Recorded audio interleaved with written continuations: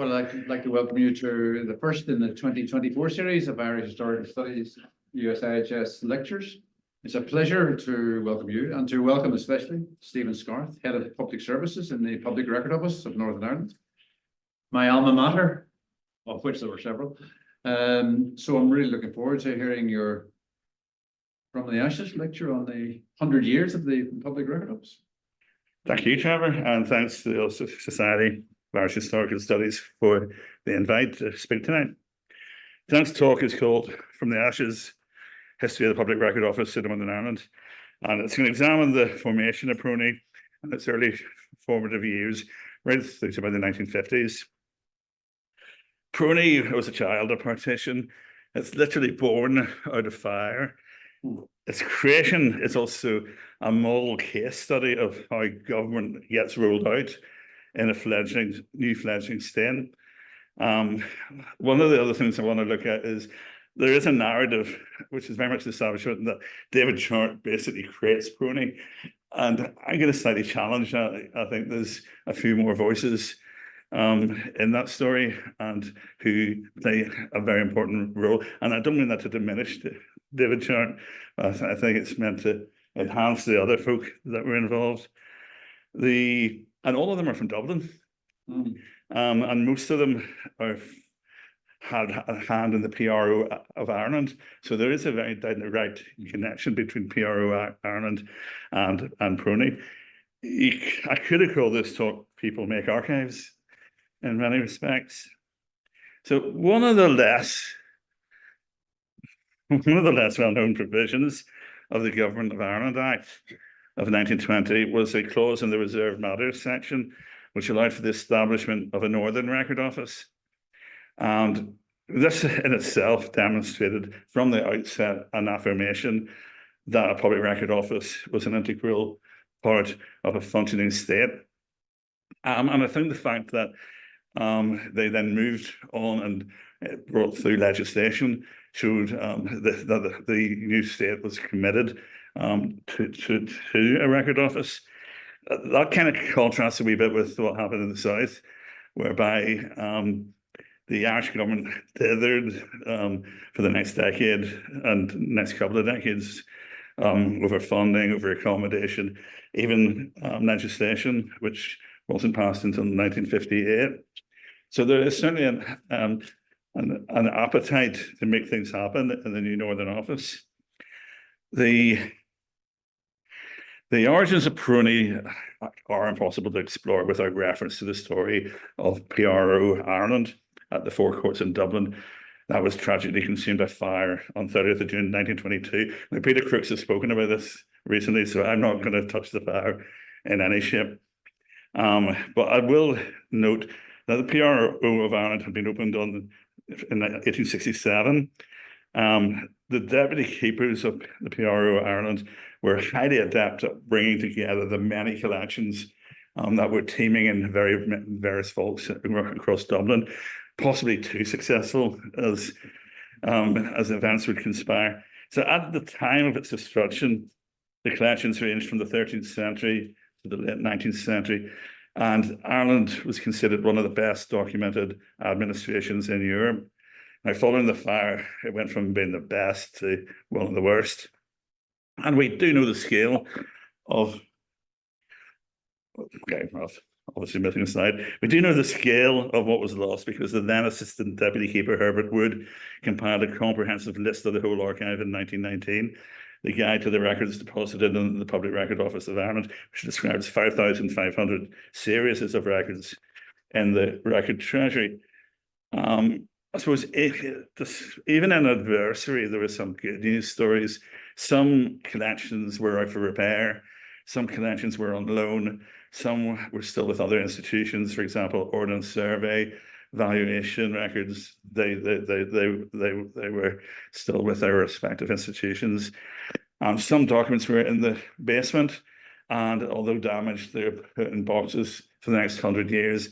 And technology has caught up in a way with we're now trying to be able to restore those. And so there's a big conservation project in Dublin looking at that. So little under 30 months after the passing of the GOI Act, the act that establishes PRONI is passed. And this is a copy of the actual bill that passed to the Senate by Lord Londonderry.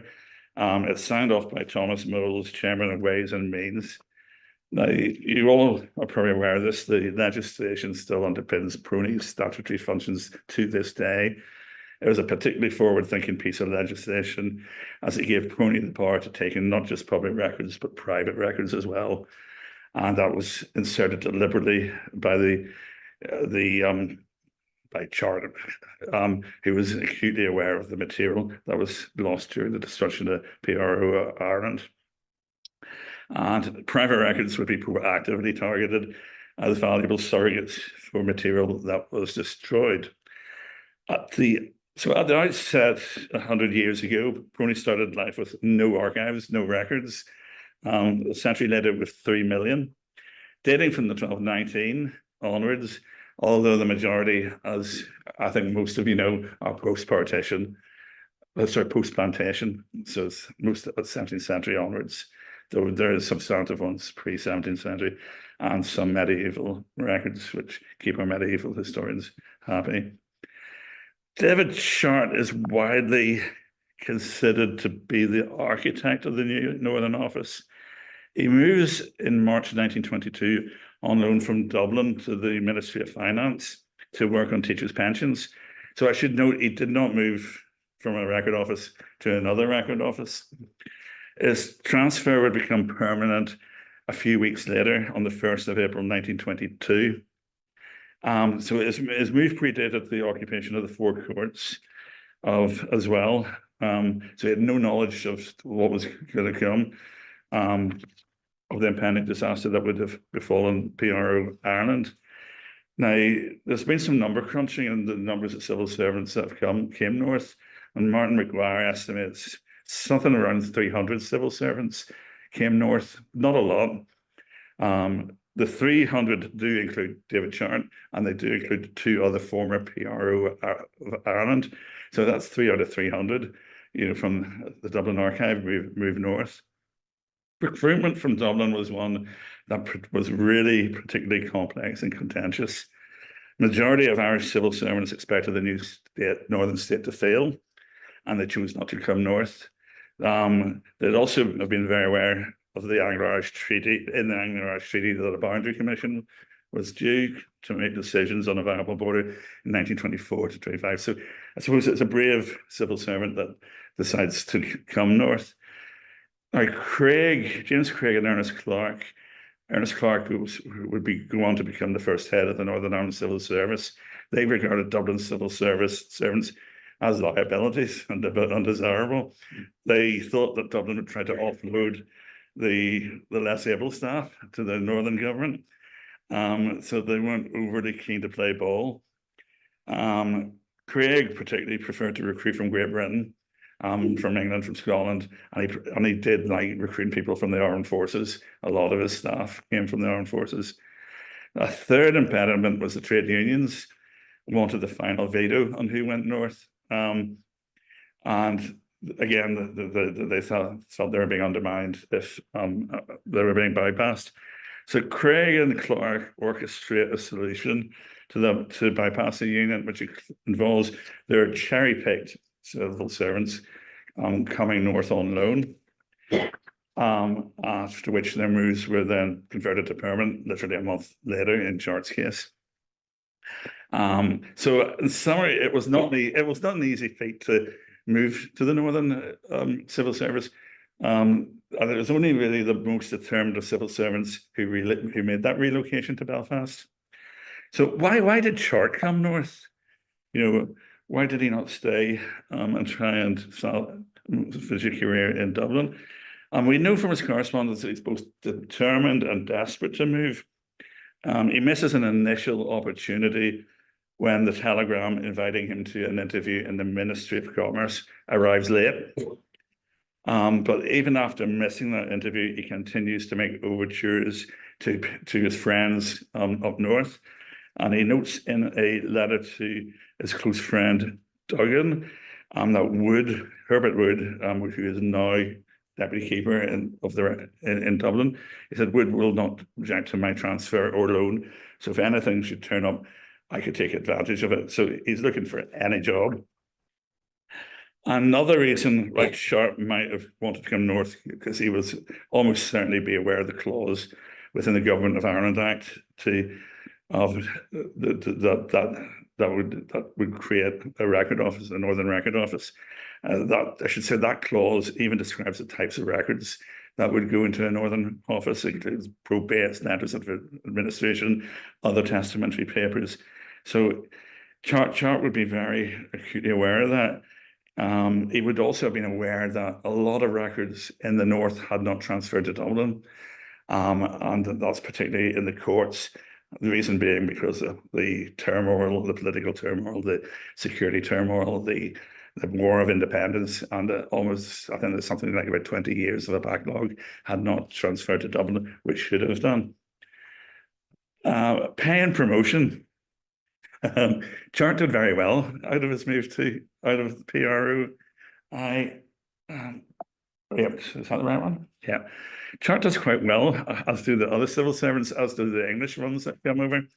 They were offered considerable promotions and pay rises, and good prospects to come north. So this is there's a memo on his personnel file which shows that Chart's salary doubles from £240 in Dublin to £491 in Belfast. He's fast-tracked up the promotion ladder without any interview.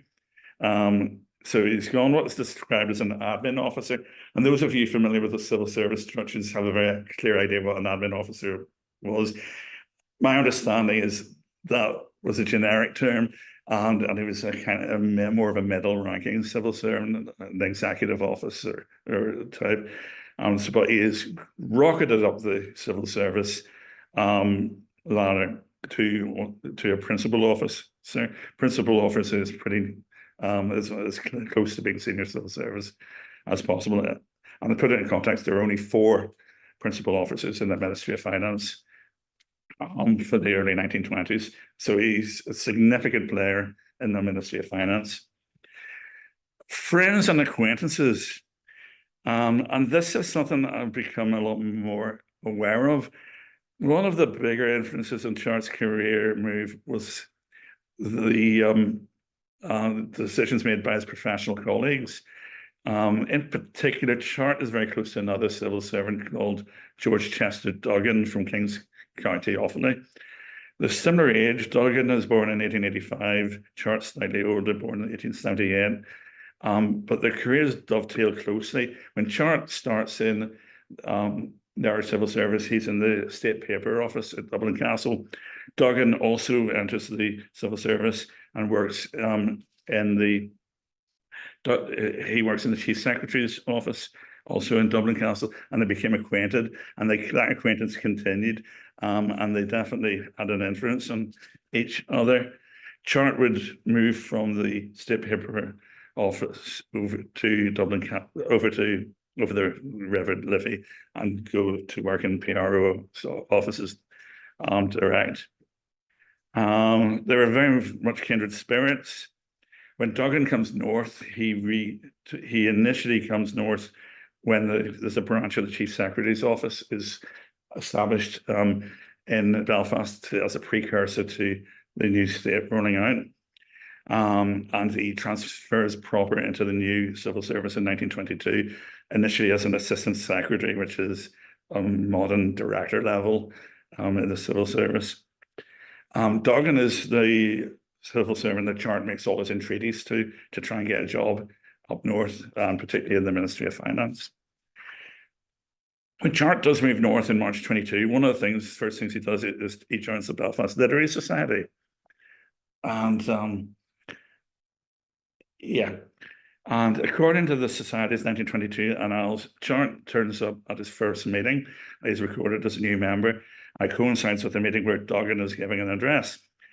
There's another former Dublin civil servant and Literary Society member, Sir Arthur Queckett, who's at that meeting. And he is the Parliamentary Counsel and Legal Advisor for the Ministry of Finance. They've all moved Dublin, and they all know each other, and they all moved north, and they're all seen they mix together as friends and socially. Duggan and Clark and Quackett all work in the same office in 15 Donegal Square West, which is Danske Bank now. Eventually, Duggan and Chart's careers diverge. Duggan moves over, gets a job in England, and then he retires. Actually, slightly different than most others. He relocates to Clones, County Monaghan, and actually becomes a bit of a critic of the northern state. There's probably a whole paper on Duggan himself. And he does refer to the northern state as an unwanted child in articles he writes for the Times. The other element to explore is identity. Chart was very much a Protestant unionist. He was born in India.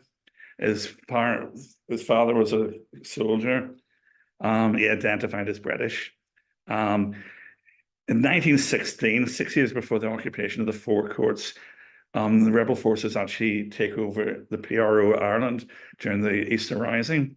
So the destruction in 1922 is not the first time that the Record Office was under occupation. And on that was only 6 years earlier. So I think that would have been very much on Chart's mind, in 1922. On that occasion, only one document gets lost, in contrast to the 1922 destruction, to the will of a soldier. So Chart was actually working on the day of the occupation, and the staff were forced to be evacuated. We do see in his correspondence he has antipathy with the new order. He complains to Duggan, as always, about Dublin streets being renamed. He knows that Amin Street is now to be called Brian Boris Street. And finally, I suppose, just in case I hadn't made it clear that he really wanted to come north, when he is finally released, he sends a telegram saying, "I'm free from the Record Office today. When shall I attend to commence duty?" So we've established he was determined to be part of the Northern Ireland government. Why teachers' pensions? Doesn't seem an obvious fit. But there is some logic to this appointment.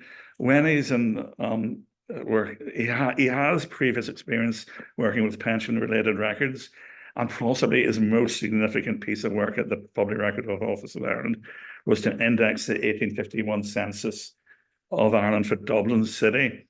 And the purpose of that index is to provide evidence for claimants applying for old age pensions. The Chancellor of the Exchequer, David Lloyd George, had introduced the Old Age Pensions Act in 1908 for over 70-year-olds, and they had to prove and demonstrate that they were over 70.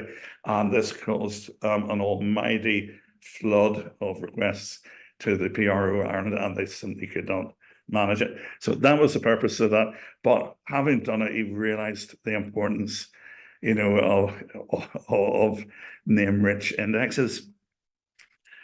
PRONI is established by the Public Record Act 1922. And it was actually far from inevitable that it ended in the Ministry of Finance. The Minister for Home Affairs has his eye on PRONI. He thought it should be in his ministry, as it would be a service connected with law and justice.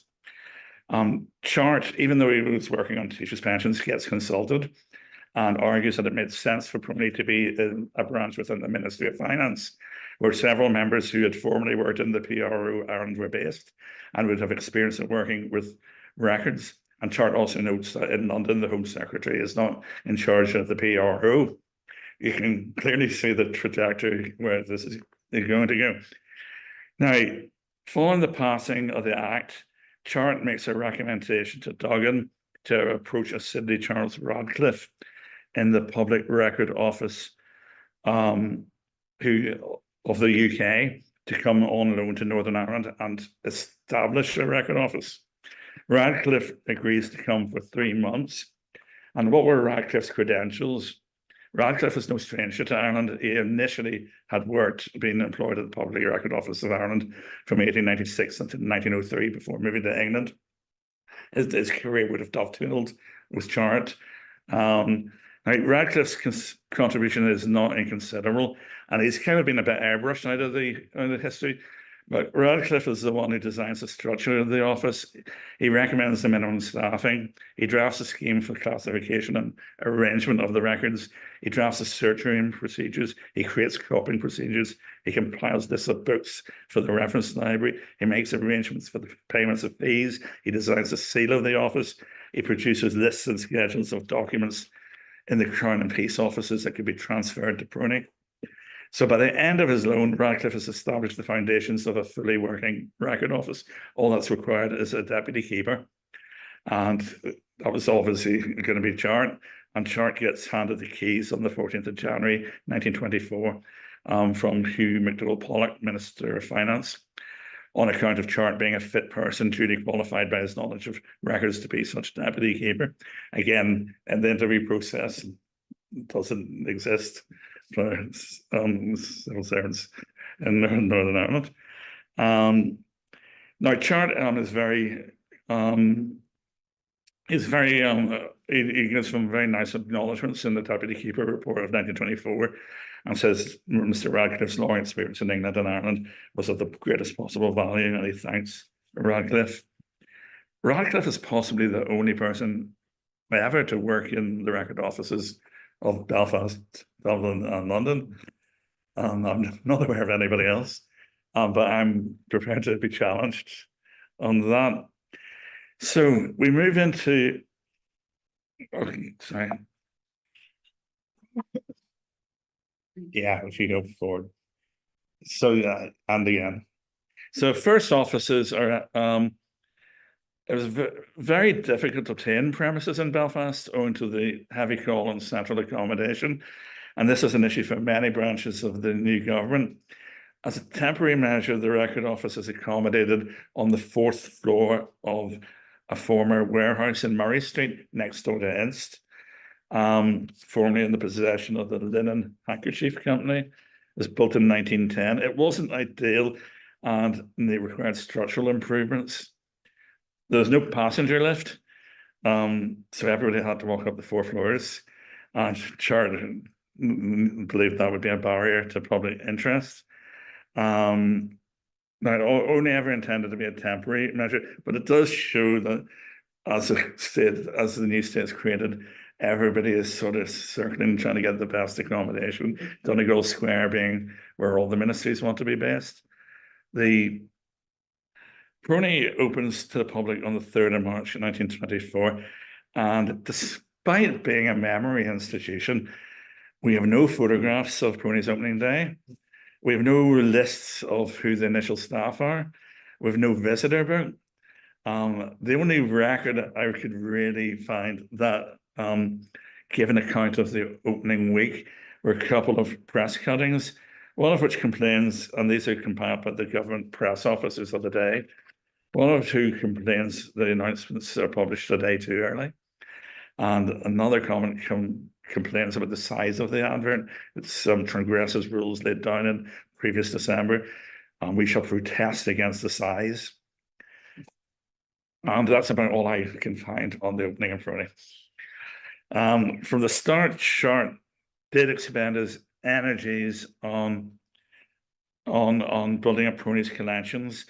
Government departments in the south were exhorted. They were bullied and bullied, and public bodies across the north.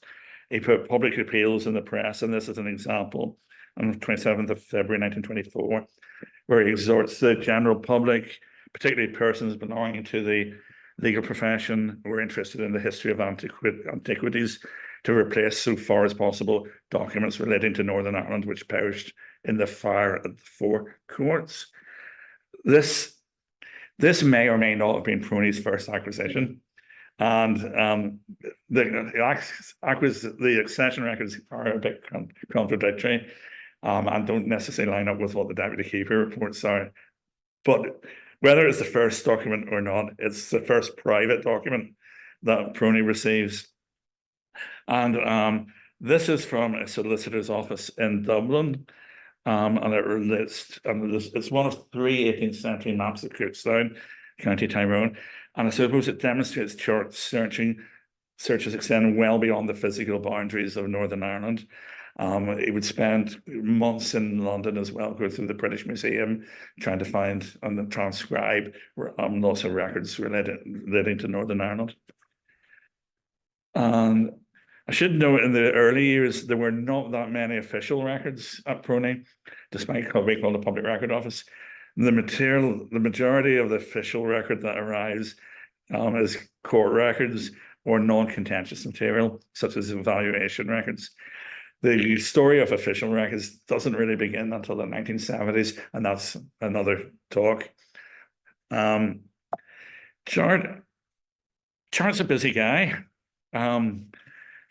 He continues to do a number of jobs in the Ministry of Finance. He continues to have 2 offices, I should note. In addition to the teachers' pensions and PRONI, he is appointed to oversee the Ancient Monuments branch in 1925 to 26. This will go on to become what is now a Historic Environment Division in the current modern civil service, which looks after state monuments and artifacts. Completely new field of expertise for Chart. He has no specialized staff, so he himself sets about enlisting the support of archaeologists, both in Ireland and abroad.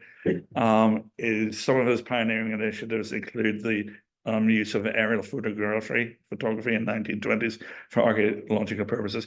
Complete new discipline, which is added onto the other proof rules that he does. And you may be asking yourself, how on earth is he fitting all these rules in?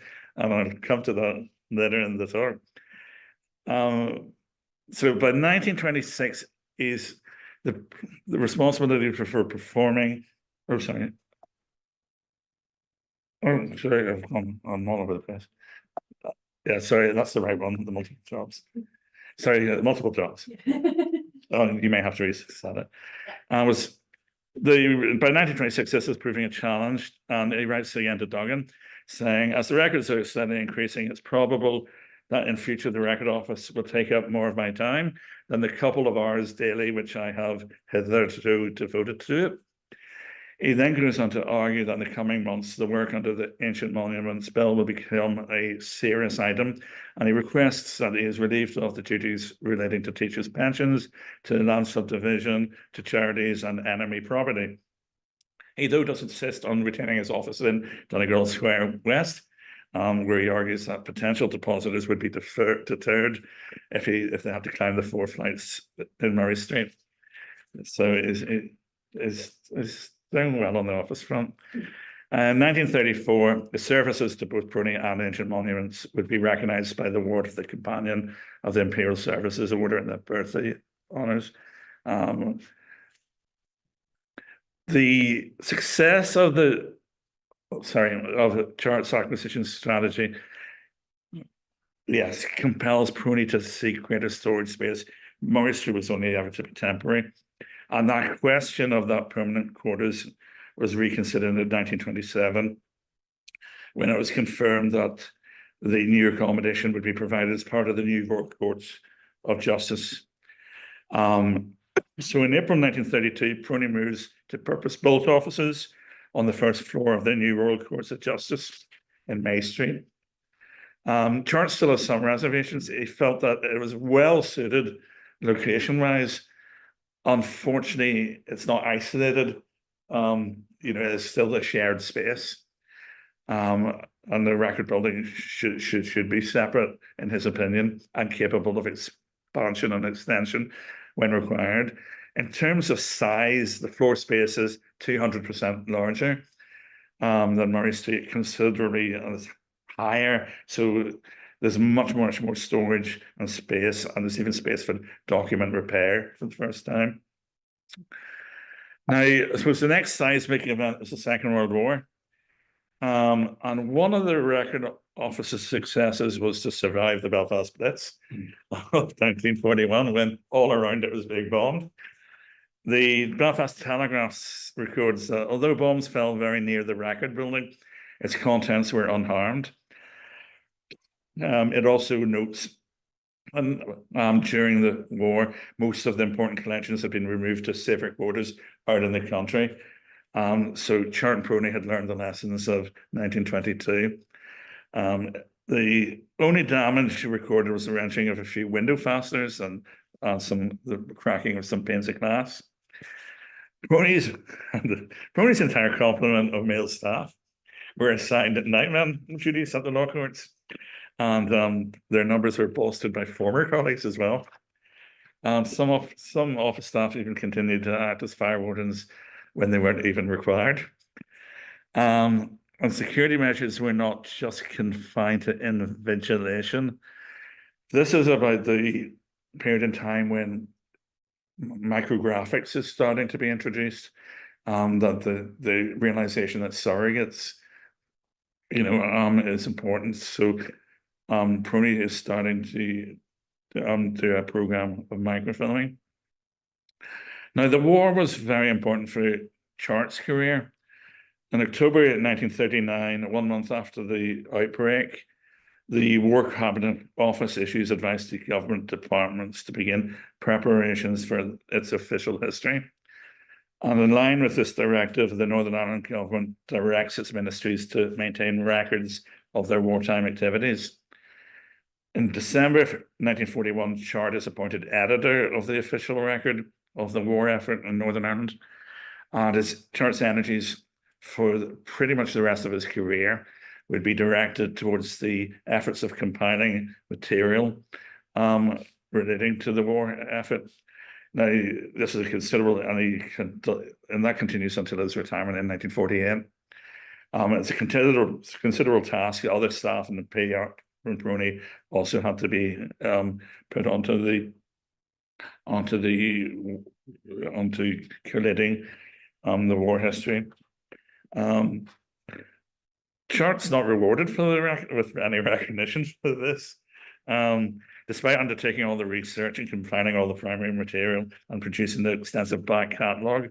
So, it's the honours given to a historian called Dr. John Blake. And yes, you've got it there, and it was reprinted by Brian Barton in the 90s. Chart retires in 48, receives a letter from John Maynard Sinclair, Minister of Finance, expressing his thanks. In that letter, he says, as an archivist, your work has been invaluable, but the work could not have been so well done if it were not for the personal qualities you brought to it. And there can be no doubt that the standard you have set as our first deputy keeper will remain an inspiring example to your successors. Chart's successor is his deputy, a guy called Edward Heatley. And Edward Heatley had effectively taken on the running of PRONI from 1941 onwards, when Chart was put onto the Second World War remit.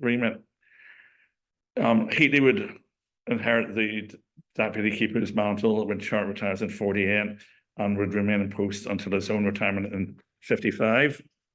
Heatley's a bit of an enigmatic figure. We don't have a lot of records relating to him. We have one photo which came from the Public Record Office of Ireland.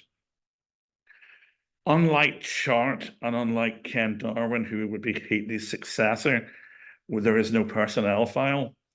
And that's quite unusual because PRONI took all the personnel files for people at principal officer. Now, it could be an administrative error, but I think from some of the correspondence, Heatley was never actually promoted to principal officer, but ran PRONI as the next grade down, the deputy principal officer. And there's other correspondence which, whilst it doesn't say that outrightly, does hint at that being the case. Heatley's born in Limerick. Similar to Chart and Radcliffe, just like Chart and Radcliffe, he starts his career at the PRO Ireland. He was appointed a lower clerical officer, transfers to Ministry of Finance in Belfast in 1922. And in the Ministry of Finance, his career mirrors Chart's. He was initially employed in departmental duties for 2 years until PRONI's established, and then in 1924 becomes Chart's number 2 at PRONI. And I did mention I thought that Chart seems to juggle an awful lot. And I think that's because Chart was a consummate delegator, and much of that heavy lifting was done particularly by Heatley. And what's, yeah, certainly when he dies, the Telegraph describes Heatley as the custodian of Irish history for more than 51 years, and seems to elevate it a bit more than sort of in the absence of any other comments. Now, Ken Darwin, who's his successor, writes to Heatley's widow and says this office owes him a great deal more than anybody outside knows. All the real work was done here from 1924 to 55 was done by him. He worked harder than anybody else in the office. He worked quickly, and all the calendars and catalogues here are almost entirely his own work. Because he was so unassuming and reserved, I think he never got the credit that he was entitled to. And there was only a few of us who realized and appreciated his real qualities and capacities. While it's possible Darwin may have exaggerated Heatley's significance to ease the pain of the grieving widow, he clearly has a great affection for the man who's succeeding. And as I said, I think it is difficult to see how Chart could have achieved all he did with ancient monuments, teachers' pensions, and PRONI, without the assistance of an tentative deputy. Chart and Heatley died within a few months of each other.